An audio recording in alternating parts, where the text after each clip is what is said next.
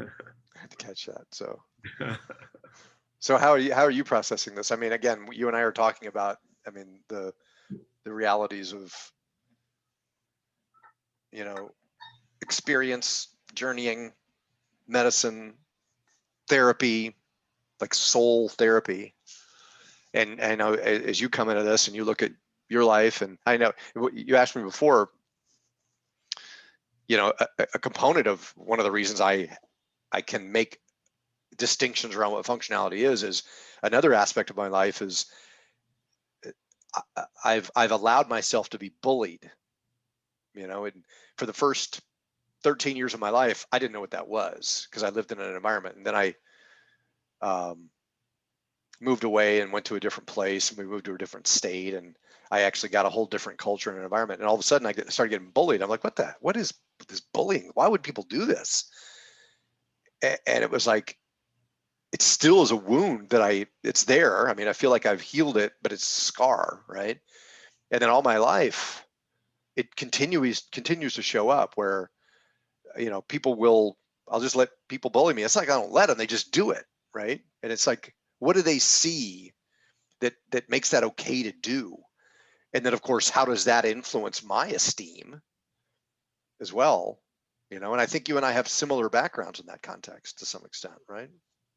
I think so many people in the world have, can relate to that, and in varying degrees of how, bullying, happens. I mean, I've had it as well, growing up, and I, casted it aside and you know, look back at it as, kids playing, um, but it had, it was impactful, definitely. And it's not like, when you mention that, you kind of like allowed it to happen. I don't think it's I don't think it's a choice in that sense. It's not like you were choosing. If you had a choice, you would not choose it. But it's something that occurred. And I mean, we can see in human design, and when we look in the body graph in certain places where influencing how it happens, and how certain energies can be more overpowering than the other, and you know where we take these things in, and certainly your environment, our environments definitely impact us as well, very, very, very much so. And when we're around certain people, there might be certain other kids that were a little stronger in certain ways of how they show up, and that can be very intimidating. And I mean, there are all kinds of dynamics that occur, that influence us growing up, and still, it carries into our adult lives because it's been programmed in. And so, yeah, there's a process of deconditioning, of deprogramming these those hooks. They're like energetic hooks that stay in there. They go like deep into our cellular, body.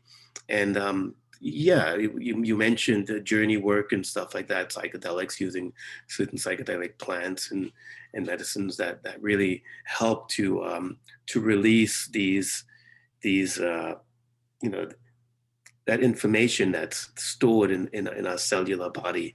It releases it and gives us this, brings it back. I recently had that, and it just revealed certain things that occurred that I had totally forgotten about in my, my childhood upbringing. And they were quite revealing. And as I see that, yes, the process that I'm actually implementing through following my design and living my design, is the process for unhooking it. But it was really good to have the memory come back, because I had casted you know in some of these incidences, I casted it out and blocked them out, in order to, carry on with my life growing up, and so it came back. Here I am, at this stage of the game, and it came back, and I was able to see it, and I'm like, oh, that's where that's coming from. And I can see through my design, where those hooks got hooked in through, visually looking at it from the body graph of the human design system. It's quite revealing. It's quite beautiful, to help me transcend, to let go of those old patterns. And and develop new ones, which is based on really trusting myself, loving myself, following my strategy, and it really, it makes all of the difference. Yeah.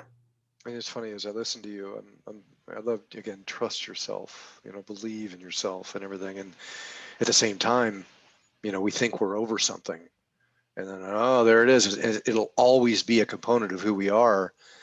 And I think, I mean, the word healing comes to mind, as we heal that. I mean, I guess the question is, will we ever be fully healed in this life from all that stuff, whether it be the effects of bullying or everything that you recently experienced, and that, whatever you want to call it the negative feeling around it, the angst, the bullshit that we had to deal with that made us who we are today.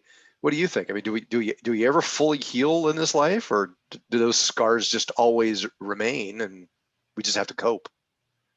Well, I mean, I think the scars and the memories, the incidences, they remain. It's not like you can. I mean, for whatever you can remember, we can definitely forget things, but they're there, and they may pop out, at certain different intervals of our lives, and but if we're in denial of them, if we are pushing it away, don't want to look at it, and ignoring it, well, yeah, they become, it just grows into a problem. But if we're able to embrace it and look at it, and doing the necessary work to really to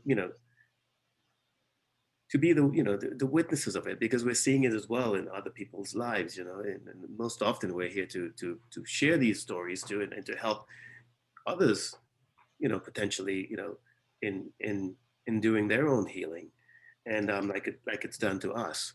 So I do feel like there's a transcendence, a way of how we can, not totally get rid of it, but transcend it. It becomes something.